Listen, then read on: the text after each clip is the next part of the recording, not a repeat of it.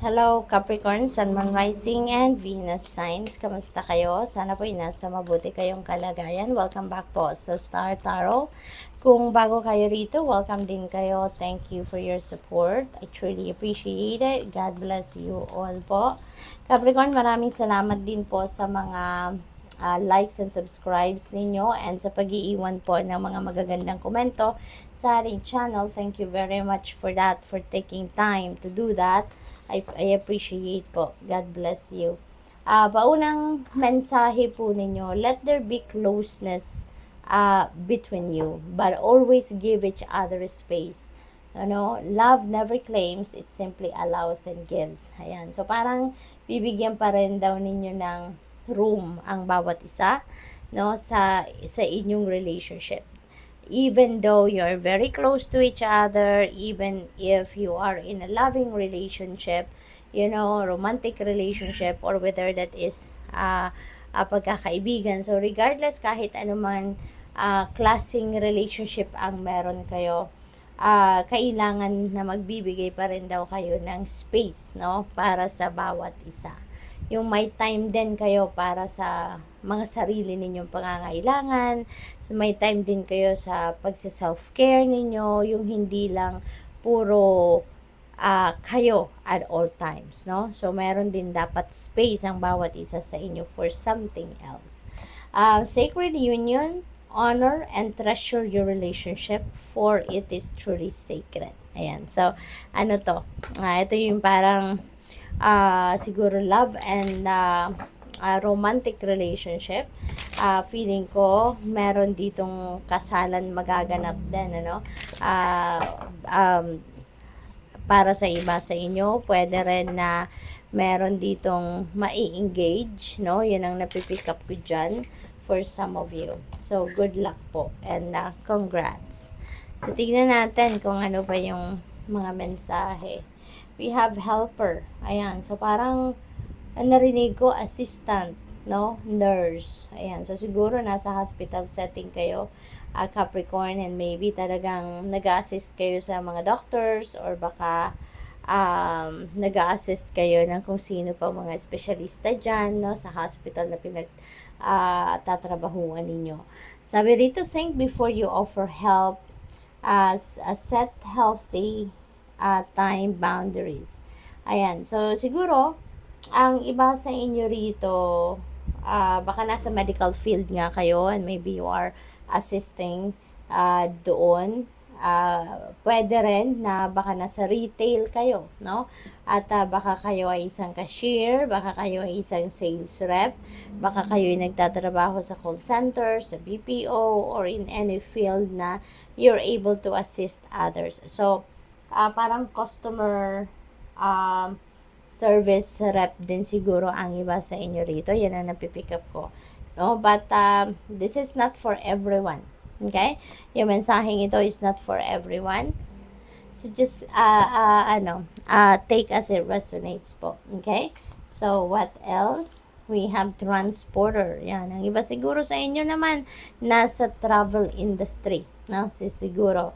Baka ang iba sa inyo dito nagda-drive, baka ang iba sa inyo rito maybe nasa shipping industry, yung mga ganon. Sabi rito, this card is a good indicator that things will start moving for you rather quickly. Wow, so napakaganda rin ito kasi baka ang iba sa inyo may mga inaasikaso, may mga ventures kayo, pero siguro nagkakaroon ng delays, Nagkakaroon ng mga pag-pause ng kung ano man ang inyong ginagawa. But now, things are going to move quickly na. Baka uusad ng muli, ang mga bagay-bagay, or baka bibilis na, ang pagtakbo ng mga sitwasyon sa buhay ninyo. So, good luck sa iyo. Nine of Wands. Ayan. So, siguro, eto, nag-iisip kayo, nagmumuni-muni kayo. Maybe because parang napapagod na kayo. So, siguro, iniisip ninyo ngayon, should I continue or not? Kasi parang pagod na ako, I'm feeling overwhelmed na physically, mentally, emotionally, so maaaring ganun. Kaya parang parang you've taken a pause sa kung ano man ang inyong ginagawa, sa kung ano man ang inyong pinagkakabisihan, because maybe you are feeling that pagod, no? Yung ganon. So, kung pagod kayo, then step back a little from what is making you busy, or kung ano man ang inyong kaabalahan, at magpahinga. Give yourself time, space as well, no? And that time para makapagpahinga kayo, para makapag-replenish kayo ng lost energy ninyo, at makabawi muna kayo ng inyong lakas, no? And get back to what you are looking after before kayo na nagpahinga. Balikan ninyo yon, no? And balikan ninyo at asikasuhin ninyong muli, kasi sayang naman, 'di ba, ng effort na nabinuhos ninyo diyan.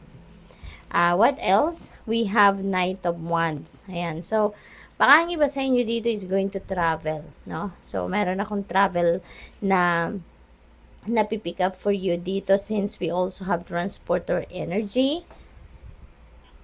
This is also an invitation, no? Yung message na to is also an invitation for you to listen to your intuition, no? Lagi po kayong makikinig sa inyong intuition, because ito yung nagagabay sa inyo, or ito yung gagabay sa inyo to where you need to be. It will guide you to the right path na dapat ninyong tahakin, no? So, what else?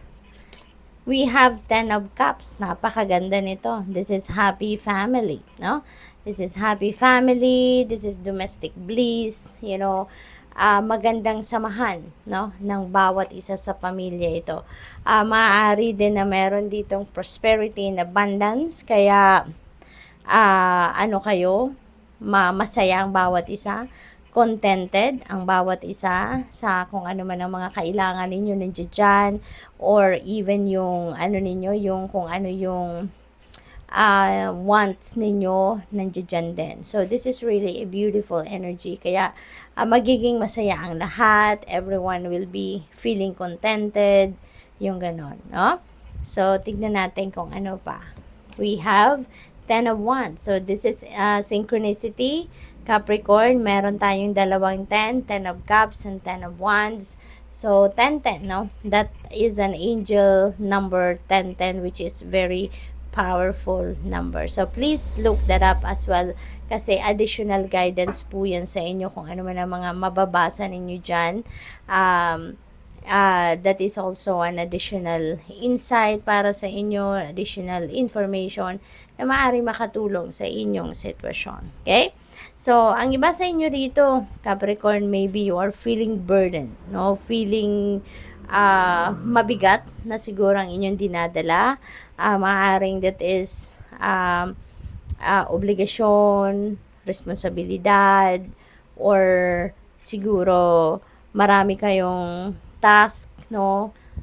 Sa trabaho ninyo, sa opisina. So, maybe there's too much for you to do as well, siguro. Kaya parang siguro napapagod na talaga kayo. Ang iba sa inyo, pagod na, but you're choosing not to say anything, no? Yung ganon. So, Capricorn, maybe ang iba sa inyo dito will realize how important naman na magkaroon din kayo ng oras para sa sarili ninyo, no? Kaya siguro mag-isip-isip kayo rito, and maybe you're going to decide na baka mag-speak up na kayo, baka humingi na kayo ng tulong, baka humingi na kayo rito ng assistance from other people, no?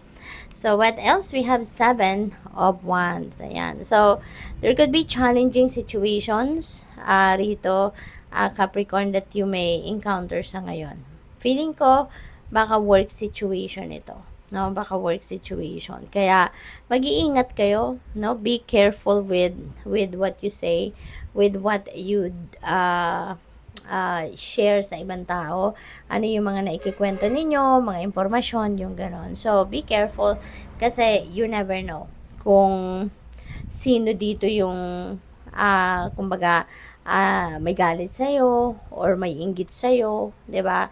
Because some of you dito siguro very successful na siguro sa inyong estado sa trabaho, something like that. Kaya marami naiinggit sa'yo.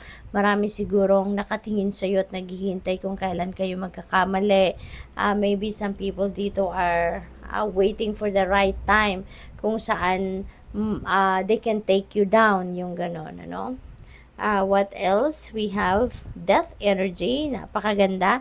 This is a major transformation. Merong malaking pagbabago na magaganap, no, sa buhay ninyo rito, and this is your choice.